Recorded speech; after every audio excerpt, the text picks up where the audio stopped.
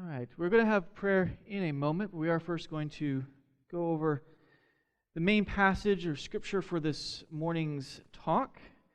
That is Deuteronomy chapter 6, starting in verses 4, going through verses 9.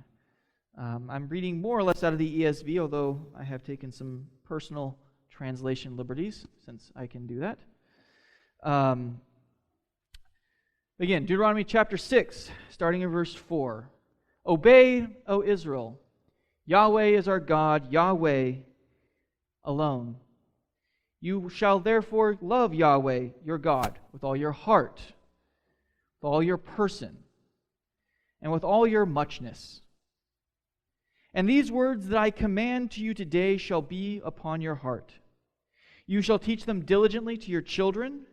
You shall talk of them when you sit in your house, and when you walk on the way, when you lie down, and when you rise.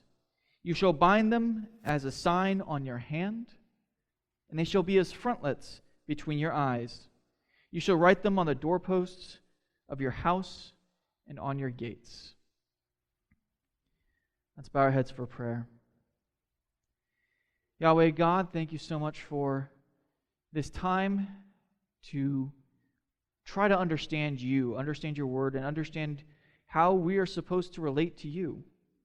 It is that relationship between you and us that is supposed to define everything of our lives.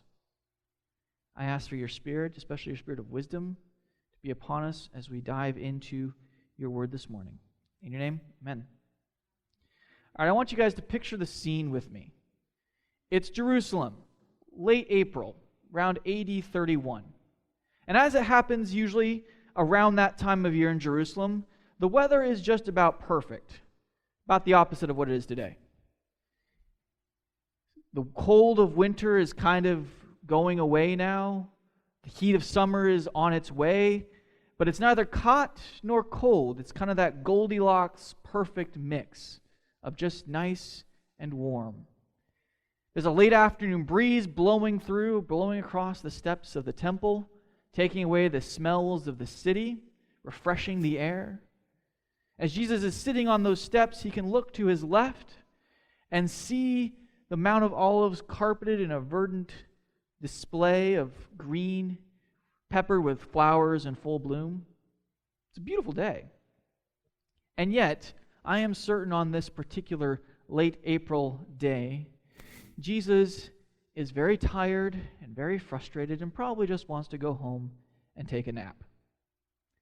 See, according to Mark chapters 11 and 12, Jesus has spent most of that day dealing with a parade of Sadducees and priests, peppering him with inane questions really not intended for any kind of productive discussion, but really mostly focused on trying to annoy him or trip him up in some sort of gotcha moment. There have been challenges on his teaching authority or the contents of his teaching. There was even now an inane question about the resurrection from the Sadducees who don't even believe in the resurrection. It must have been very tiring and very frustrating for Jesus to be trying to deal with this nonsense. And yet, in this crowd that has surrounded Jesus, watching this back and forth, this verbal dueling, there's a scribe. Now, a scribe is someone who spent his life, his career, transcribing and studying the books of the Old Testament, along with other Jewish writings. Most importantly, he probably spends most of his time focused on the Torah, the first 5 books of the Bible. And he comes up and he decides that he's going to put to Jesus the ultimate question, the biggest question in Jewish thinking that the rabbis and philosophers had been discussing for decades, if not centuries, and would continue to discuss.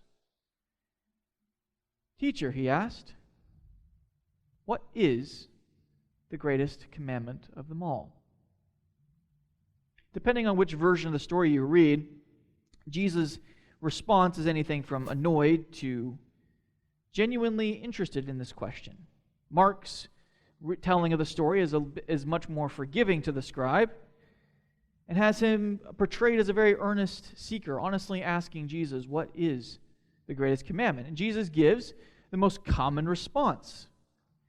He says, the greatest commandment is this: Hear, O Israel, the Lord our God, the Lord is one.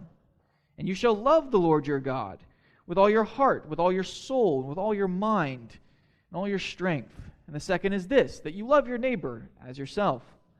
There is no commandment greater than these. It was a powerful answer, albeit the expected one. But it was certainly an answer that met with approval from the scribe, who expounded on what Jesus has said. He said, truly, teacher, you are right. For he is one, and there is no other beside him. And to love him with all the heart and with all the understanding, with all the strength, and to love one's neighbor as oneself is much more than all whole burnt offerings and sacrifices. Now, that particular last statement must have irked the priests who made their living off of said whole burnt offerings and sacrifices. But Jesus approved of the answer, for he responded, truly I say to you, you are not far from the kingdom of heaven. So this is the greatest commandment, to love the Lord our God with all our heart, with all our strength, with all our mind. But what does that mean? As Jesus would put it in the Matthew version of the story, all the law and the prophets hang on this and love your neighbor as yourself. But what does it mean to love God? How do we love God? This is what we're going to wrestle with this morning. We're going to wrestle with this not by examining the passage in Matthew or Mark, but we're going to go back to the passage Jesus was quoting, which we've already read this morning. And that is the Shema in Deuteronomy 6, chapter 6, verses 4 through 9, or mostly 4 through 5. Now, as I just mentioned, this portion of Scripture that Jesus quoted has become known as the Shema, and that's a reference to the first Hebrew word of the passage, which is Shema. Now, the Shema, particularly verses 4 and 5, have become the central confession of the Jewish faith. Much like for us Christians, Peter's confession of faith, or confession of Christ, in Matthew 16, 13 through 20, it's the story where Jesus says, who do you say I am? All that. That has become the central defining confession of faith for the Christian religion.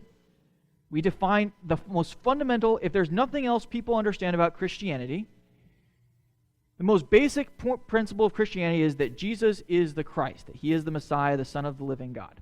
That's the most foundational, basic truth of Christianity. And that we find, that confession of that faith, is we find in Matthew 16, 13 through 20.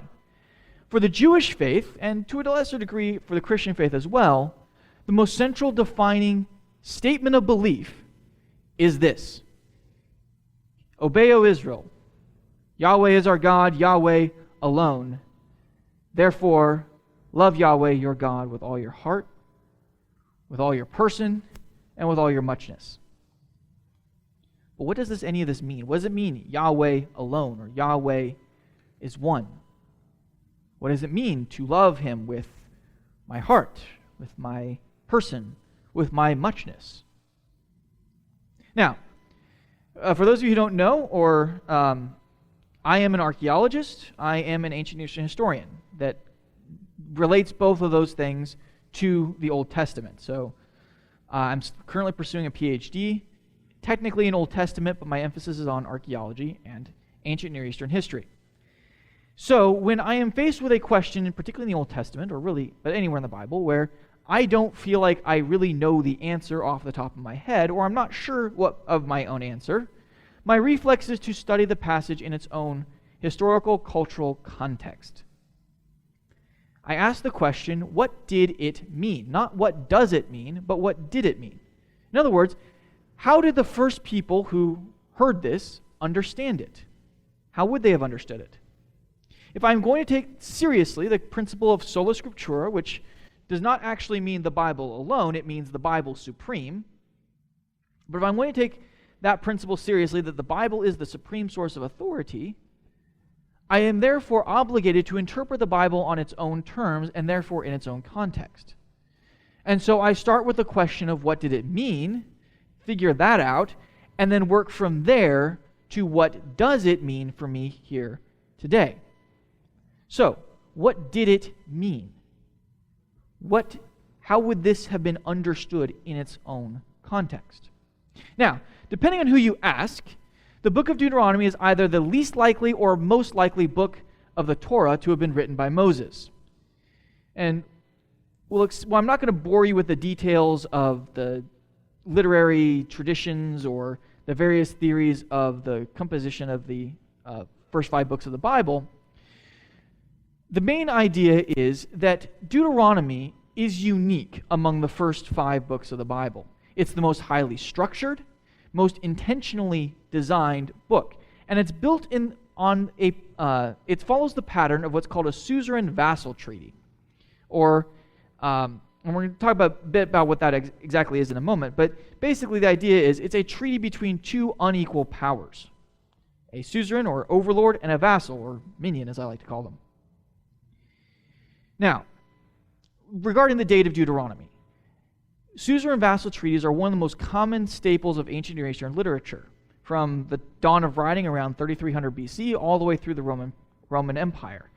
You have very unequal powers and polities in the ancient world as there are today, and you have suzerains, overlords, and you have vassals. Now, different cultures would construct these cultures and eras would construct these treaties in their own particular flavors throughout history. You have Hittites treaties, you have Assyrian treaties, you have Sumerian treaties, Egyptian treaties, etc., etc. Now, some interpreters read Deuteronomy, and what they read is they read an Assyrian suzerain vassal treaty, which would date the book to roughly between the 8th or 7th century BC, somewhere in that range. In other words, it would date roughly the time of King Hezekiah or Josiah, somewhere in there.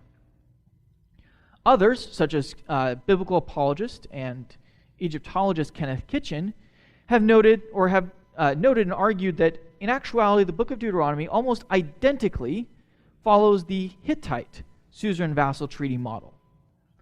Now, the Hittite Empire was around 1400 to 1200 BC, or the Late Bronze Age, which would be the time of Moses. Now, I say that in a sense it doesn't really matter for this moment's discussion whether you think it's an Assyrian treaty or a Hittite treaty. That just kind of helps frame the discussion. For the record, I agree more with Kenneth Kitchen. There are certain elements present in Deuteronomy that are present in Hittite treaties that are not present in Assyrian treaties, and I'm going to leave it at that. If you want to discuss that more with me later, that's fine, but I'm not going to bore all of you with the minutiae of something that's not actually necessarily related. Regardless, it's a suzerain vassal treaty. Now, these were crucial ways of defining international relationships in the ancient world. Again, you had big boys, the overlords, the suzerains, the great powers, the cats, as we sometimes call them, of the ancient world. Hatti, or the Hittites, Egypt, Assyria, Babylon, Mitanni, the Kassites, the Persians eventually. The list could go on and on. For a brief moment in time, United Israel was a cat. And on the other side of the coin, you have the mice, the minions, the little people. Judah, northern Israel during the divided monarchy is an example of this. The Phoenician port cities like Tyre, Sidon, and Byblos. Aramean trade centers like Damascus or Aleppo or Alalak. Moab, Edom, Ammon. These were all small, tiny little polities, little more than chiefdoms or maybe small kingdoms that never had the resources or the manpower to go toe-to-toe economically, militarily, or societally with the cats.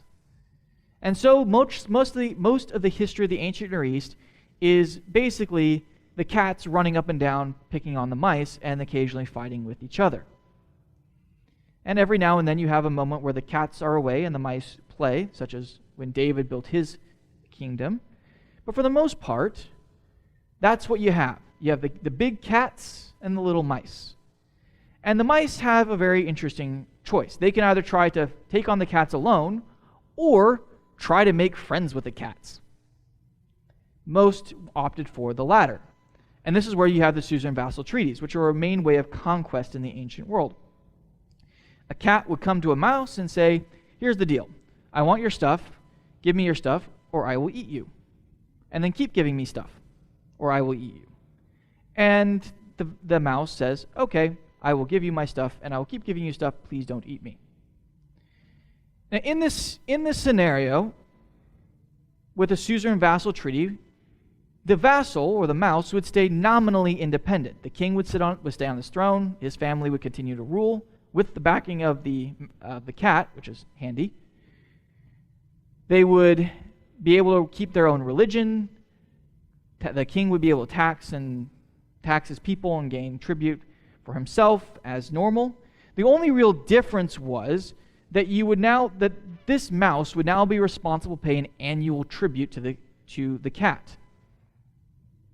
Often this tribute was a lot.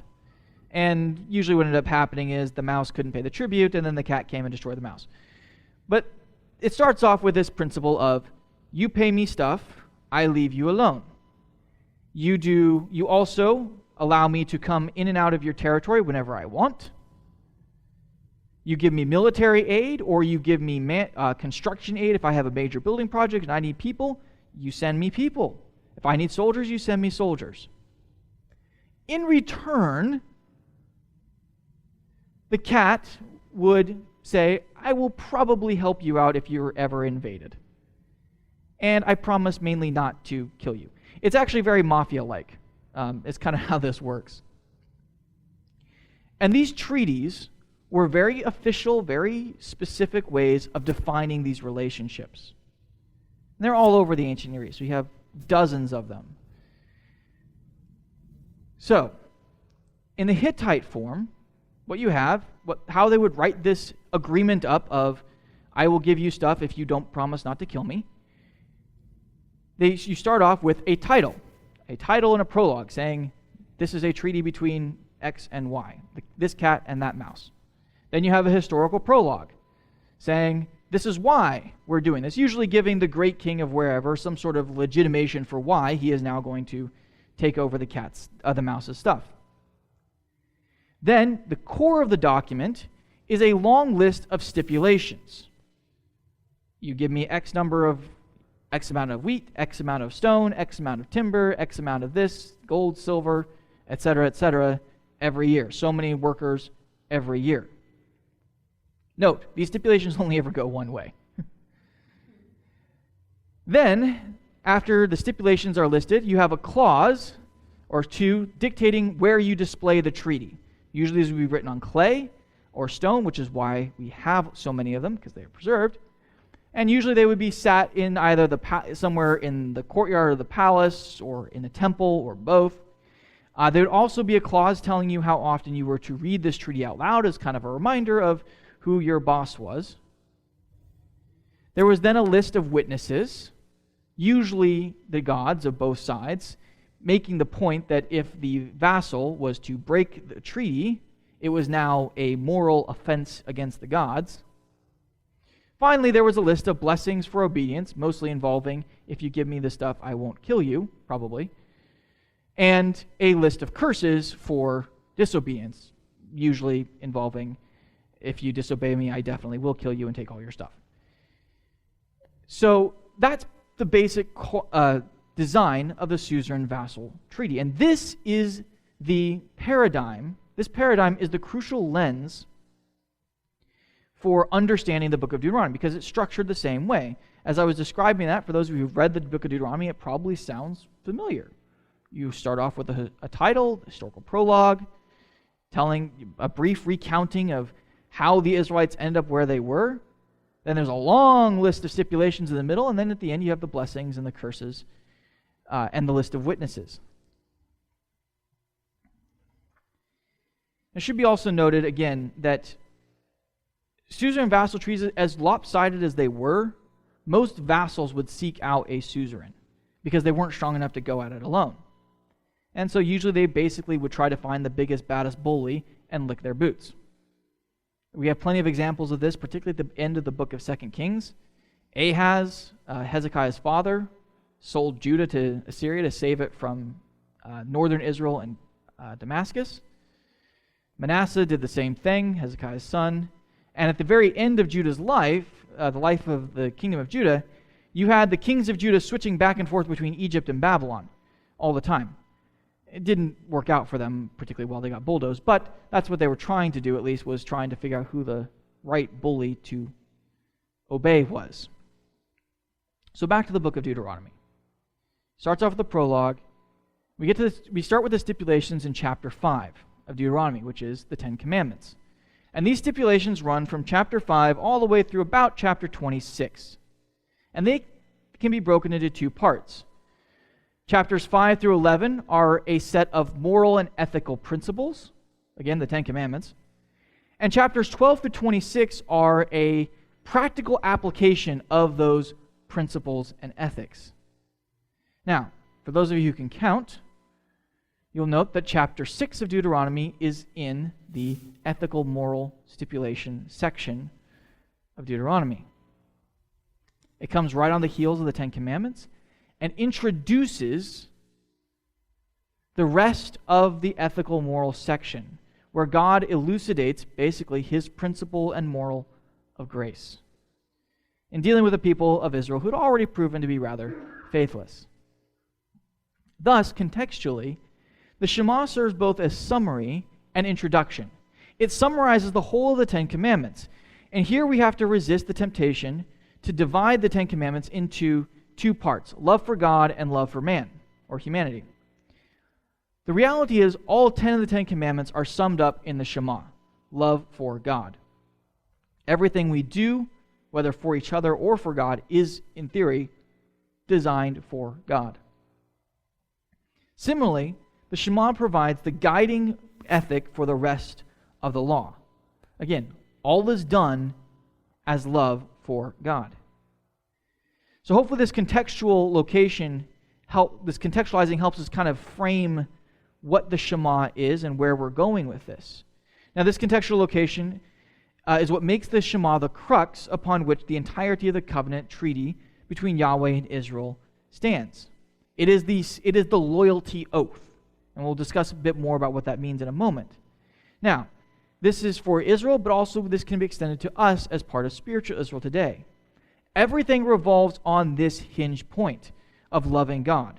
It is the purpose behind everything we do, and as such, the Shema becomes the most important creedal statement of the entire Bible, matched only by Peter's confession of Christ in Matthew 16. So, the Shema. It starts with this jam-packed confession of faith. Obey Israel, Yahweh is our God, Yahweh alone. There is so much there. First, let's discuss what this is.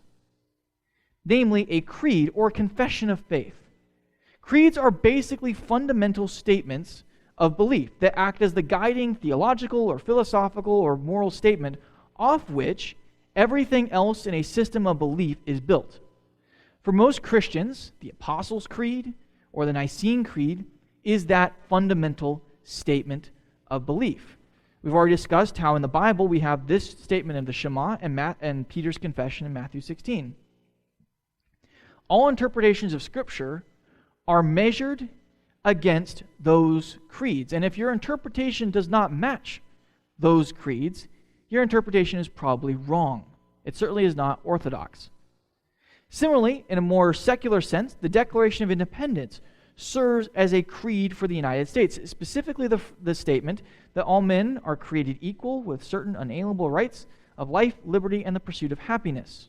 That sentence forms the foundational ethical moral principle for the United States government. Even though technically not a law, the interpretation of what it means to be an American and what our society is supposed to be about is built off of that statement. Granted, historically we have been pretty bad at trying to figure out what that means. But in theory, at least, that statement forms the foundational ethic for the United States. The Shema worked the same for Israel. It is the Israelite creed primus. This statement, more than any other in the entire Old Testament, sets the foundation of theological, ethical, moral, and philosophical thought, by which all other such thought is judged. As Christians and believers in the Old Testament, this statement, therefore, must be taken equally foundational to our own theological thought as well, equated again only by Peter's confession. Handily, as a part of Scripture, the Shema does not run the risk that other creeds do of superseding the Bible, as this is again already Scripture. So what does it mean? First, it begins with a command that gives the passage its name, Shema. Shema Yisrael, often translated in most of your English Bibles as Hear, O Israel. Now, as I read this morning, I translated it as obey. The word Shema in Hebrew means both hear and obey. Something important for Hebraic thought that connected hearing with obeying. If you do not obey, you could not have heard. If you hear, you therefore must obey. Either translation is fine. I prefer obey because I think it's a little more direct and intentional than simply hear. But putting it another way, you could also translate this as pay attention, O Israel. This is important. Again, I prefer to go with obey, and the next words tell us why. Yahweh is our God. Whenever you read an English Old Testament, you will probably find the word Lord there a lot. And it looks a little funky, because it's L, capital O, capital R, capital D. This is in, I think, about 90% of English translations. When you see Lord in all caps like that, you need to mentally substitute YWHW, or Yahweh. Did I say it? Yeah, YHWH, yeah. Yahweh. Because, for a long list of reasons that if you want to ask me about it later, I'm more than happy to talk about it. For some reason in English, for a long list of reasons in English, we use the word Lord instead of using the Tetragrammaton or the name Yahweh. Again, there's a long, complicated history behind that, but it's very important that we, especially in this passage, that we mentally read the name Yahweh in there. Because this is not saying the Lord is our God. This is saying Yahweh is our God. And why that is important to keep in mind is that Lord, along with God, are not names. They are titles. There are lots of things that are lords. In the ancient world, obviously, you had lots of lords, you had lots of gods. And in our modern world, we have lots of lords, although we don't think of them as that. These are things that demand to have authority and power in our life. Family, job, church, country, etc., etc. That's why the personalization of this is so important. Because it is not saying that a Lord is our God. It is saying Yahweh specifically is our God. Now, that brings us to the last two words. Yahweh alone. Many of your Bible translations will render this somewhat confusing two-word statement as Yahweh is one, which is perfectly fine. In Hebrew, the construction is odd because it's simply the name Yahweh and the number one, which in Hebrew is the word echad, but it's Yahweh and the cardinal number one. So, I guess you could translate it as Yahweh is number one, but this can be constructed a number of different ways. Yahweh alone, Yahweh is one, Yahweh is alone, and all of these ways of rendering this, Yahweh only is another one, Yahweh is number one, etc. All of these different ways are somewhat accurate, and all of them have value. The main emphasis here is twofold. One, Yahweh is unique. Yahweh is one. He is one of one. Yahweh is alone. There is no one like him. But also, exclusivity is the emphasis. Because Yahweh alone, coming back to the first word, is who we obey. Yahweh, we obey alone and no one else.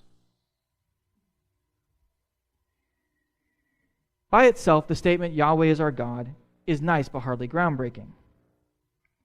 In about every city or state in the ancient Near East, ancient world was simultaneously polytheistic and held to a patron deity. Ashur, for example, was the patron god and namesake of Assyria.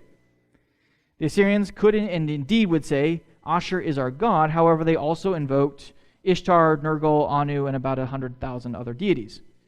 The same can be said of the Egyptians, the Canaanites, the Greeks, and everyone else.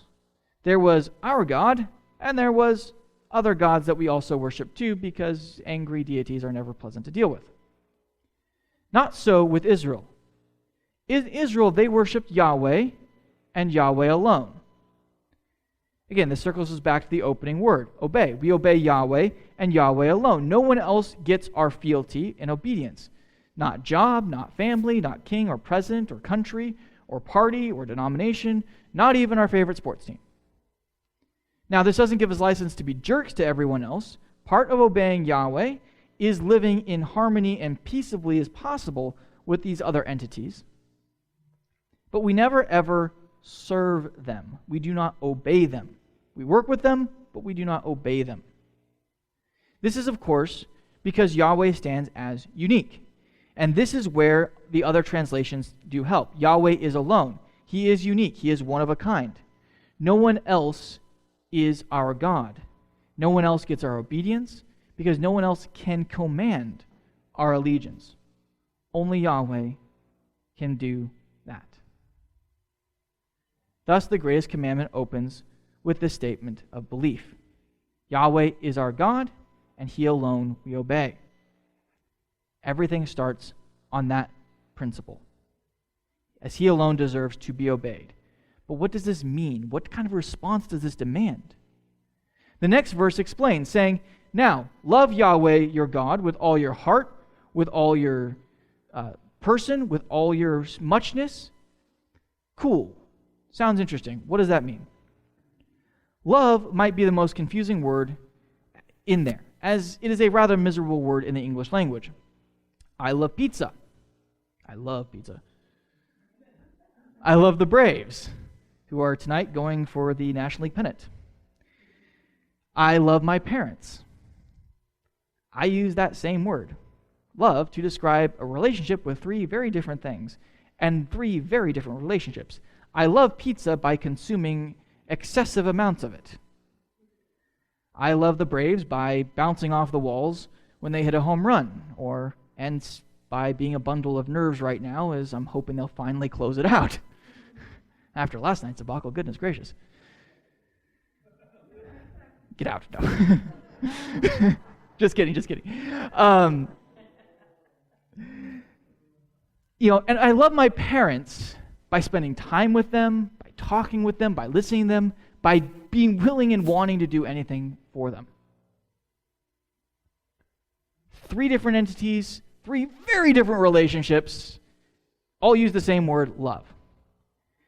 Now, something I was hoping for was, when I was studying this in Hebrew, was that the Hebrew word love for love might be a little more specific. It is not. Hebrew seems to have the same problem with English, in that the word for love here has a variety of different meanings. And this is where understanding the literary context is helpful. This is, again, a treaty between two entities, two powers, between Yahweh, God, and the people of Israel. And this word love has a particular meaning in this particular context. The word love shows up a great deal in ancient Near Eastern treaties and in correspondence between vassals, mice, and cats, suzerains. The vassals love their suzerain. They say they do. And there's a very particular instance of this. It's during the period called the Amarna period, and a very, very, very brief background on a very complicated and convoluted and just plain weird time in Egyptian history. The Amarna period was about a 20 to 30 year period where an Egyptian pharaoh decided that monotheism was the way to go, or at least a version of monotheism, which did not make anyone else happy in Egypt. But he went monotheistic, and he worshipped the sun disk, not the sun or the sun god, the sun disk, Aten. And he built a city called Amarna. Now, at the same time, Egypt ruled over an empire that controlled much of the Middle East, or much of Israel today, or modern Israel and Jordan today.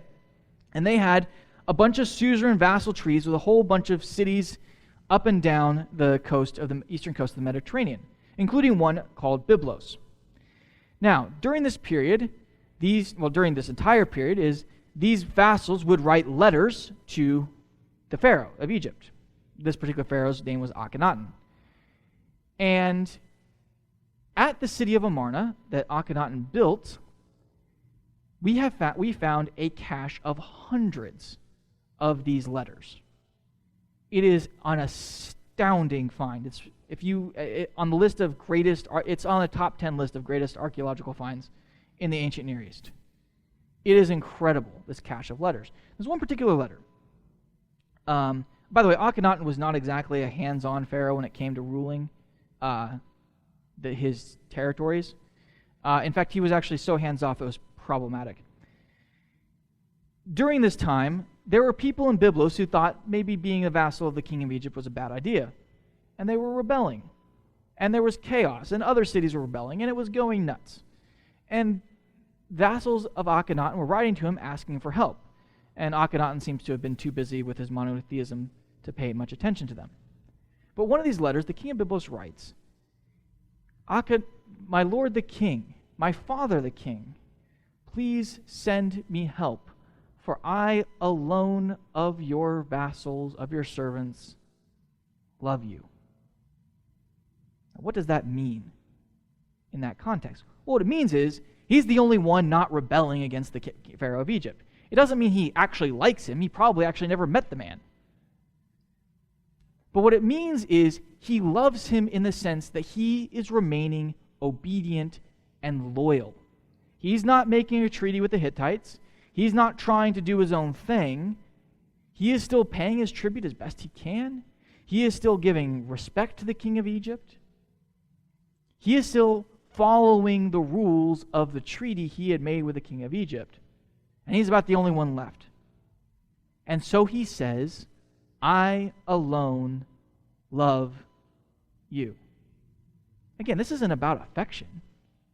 Again, they probably never even met in person. They didn't know each other. And yet he said he loved him. He loved him because he defined love, and in a treaty context, love is defined as being loyal. It is being obedient. It is also being exclusive. The king of Byblos could not love the king of Egypt and the king of the Hittites. He could love one or the other, not both. There were cities that tried to love both. It did not end well for them. Not at all.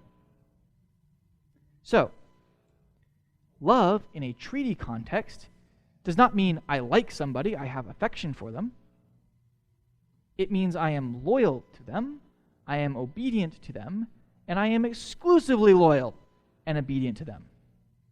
This may sound a lot kind of like marriage, actually. And indeed, there's a lot of similarities, especially in the ancient world, where, again, affection really wasn't important for marriage. It was nice if you got it. Sometimes you did. But affection was never really affection wasn't really part of marriage in the ancient world. It certainly was never the intention or the goal. Marriage was often defined in a covenant treaty format, much like a suzerain vassal treaty. Now, this was between two families and often on much more equal terms. However, within the marriage in the ancient world, let's be honest, it was very patriarchal. The man and the wife were not equals at all.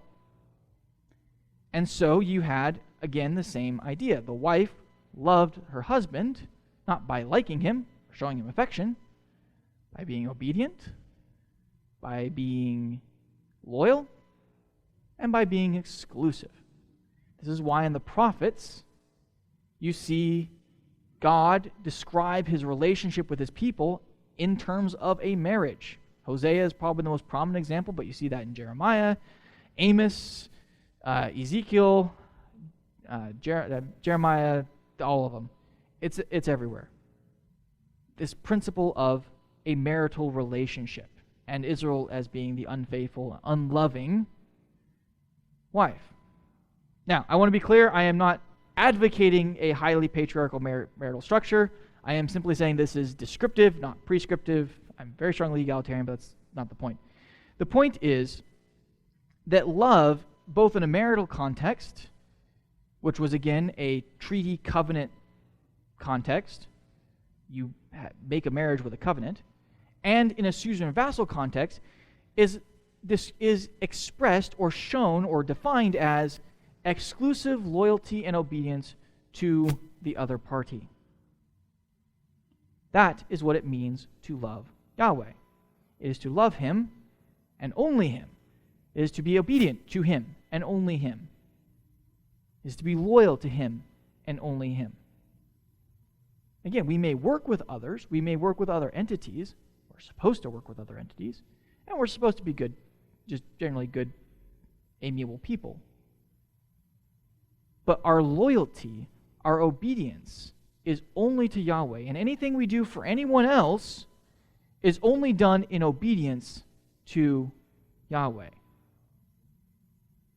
So, what does this love look like? Well, it starts off within our hearts. In the ancient world, the heart is where your brain was. I mean, not literally, but they thought that your heart is where your emotions were, your thoughts were. Everything you were was defined in your heart and your stomach, which in a sense is reasonable. I mean, when you get excited, do you feel butterflies in your stomach or your head? Stomach, right. When you see someone you might have a crush on, what beats faster, your brain or your heart? Exactly. So they noted the physiological reactions here and here to our thoughts and our emotions, and well, that must be where they're at. Which is why the Egyptians, when they mummified people, they saved the stomach and the liver and the heart, and they tossed the brain out the window. Because they didn't know what to do with it. And I don't know why there's all this gray stuff in our head, but whatever. Out you go. So, to love Yahweh with our hearts means that we love Him in our innermost self, the part that no one else sees. We do love Him and this is the closest we get to loving Him with our emotions. But more important, we love Him with our thoughts. In other words, we are obedient to Yahweh in our thoughts and our resulting emotions and actions, the part that no one else sees. That's where the obedience starts. We love God with our person or our soul or our being. It's the word nephesh in Hebrew, which has a very broad meaning. It's the one most often translated as soul. For example, Adam, when he's created, God breathes into him the breath of life, and he becomes a living soul, a living being, a living person. That's really the best way to translate this term. It's simply person. The Hebrews did not have didn't see a separation between body and soul. A living body was a soul was a living body. And so this is more of our external being, our life. We love God, we are obedient to Yahweh in our life, from our first to last breath. What we do, how we do it. That's what it means to love Yahweh with our person. And finally, our muchness. Now this is a very weird construction, because the word here is moed, which is an adverb meaning very, used as a noun. I don't know how many of you work with the English language, but that doesn't exactly make sense in English, which is why it's translated strength often, which is I guess. I translate it muchness, which doesn't make a whole lot much more sense, but we're just kind of rolling with it. Again, it's an adverb used as a noun, which I don't think I've ever seen that actually done in English. Our veriness. This is the next step. This is the things under our control. This is our wealth, our time, our resources, our power and influence over people. All of that we subject in obedience and loyalty to Yahweh. What we do with our time, what we do with our money, what we do with our relationships, all of that we do in service to Yahweh. Now, probably the key word in all of this is that word all. It's not love Yahweh with your person, like some of your person, or with some of your heart, or with some of your muchness. No. It is with all of it. It is total, comprehensive, all-inclusive. Everything we do, everything we think, everything we have, everything we are, everything in our lives, anything you can conceive of in your life, is done in exclusive obedience and service to Yahweh. That's what it means to love Him. That's what He expects from us. It is total, absolute. There is no room for this kind of love for anyone or anything else. All our other relationships, whether with people or food or sports teams, is all done in, we have those relationships. We interact in those relationships in service to Yahweh. It doesn't mean we don't love other people, but the love we have for other people is fundamentally different. And there's a whole other section of the Bible, there's a whole other commandment dealing with that. This is a whole entirely different discussion. All of those relationships, all of that love we have for anyone or anything else than Yahweh, it is love through that to Yahweh. If that makes sense. Yahweh is everything for us.